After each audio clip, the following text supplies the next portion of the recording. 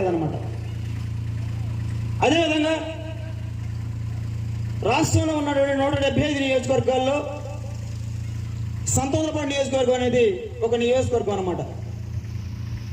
అంతేగాని ఒక ప్రత్యేకమైనటువంటి గుర్తింపు సంతోషపడి నియోజకవర్గానికి ఈ 62 సంవత్సరాల్లో ఏ ఎమ్మెల్యే కూడా ఎవరు కూడా అసెంబ్లీలో మాట్లాడేటువంటి పరిస్థితి ఎక్కడ కూడా మనం చూడలేదన్నమాట. అదే నేను కనుక గెలిస్తే రాష్ట్రంలో ఉన్న 174 నియోజకవర్గాలు సంతనూతలపడి వైపు చూసే విధంగా నేను చేస్తానన్నమాట.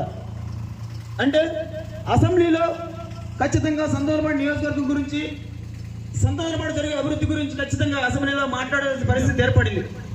ఎందుకంటే ఈ 175 నియోజకవర్గం ఒక నియోజకవర్గం అయింది, కానీ ఒక ప్రత్యేక గుర్తింపు అనేది ఇంతవరకు రాలేదు. కాబట్టి ఖచ్చితంగా ఆ మార్పు అనేది కనపడాలి, యువత రావాలి, ఒక మార్పు జరగాలి.